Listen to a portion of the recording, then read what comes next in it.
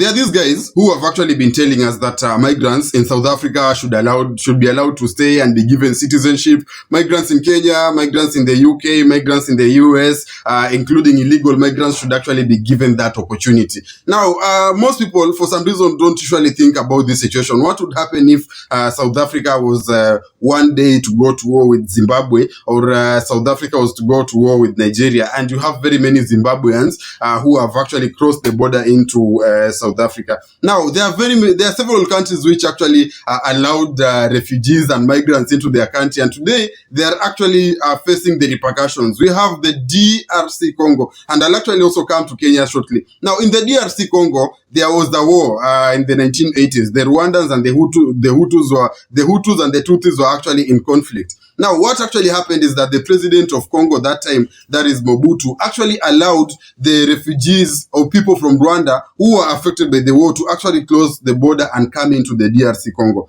Now, what followed next is that the same people that the Mobutu or the Congolese were giving refuge to have actually joined the rebels over there, or have actually formed militia groups in the eastern DRC. And today, they're actually fighting the government forces that actually granted them the opportunity to stay in Rwanda. And they are even alive because of that opportunity that they were given at that given time. Now, what is even sad is that the same people that the Congolese allowed into their country are today looting resources in the eastern DRC and taking those resources to Rwanda, where Paul Kagame sells them to the international community and uses the money to build Rwanda, And that is the situation that is actually happening. You allow people into your countries today, it is very peaceful. 30 years later on, you are at war, and the same people are actually exploiting or are actually even siding with your enemies because they feel more Rwandan. These are people who feel more Rwandan and they don't feel Congolese in that perspective.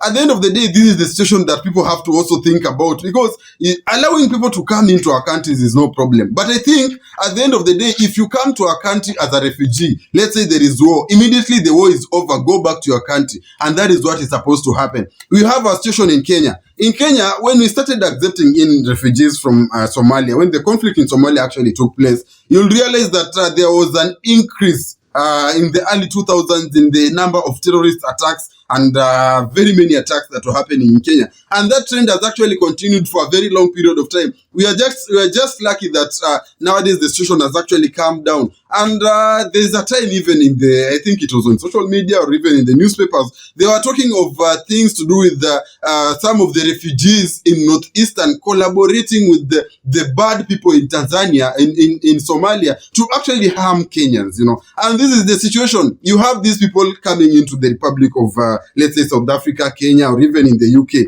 How sure are you that these people will be able to stand with you when war starts between your country and their country? How sure are you that Zimbabweans in South Africa who hold citizenship in South Africa will be able to fight along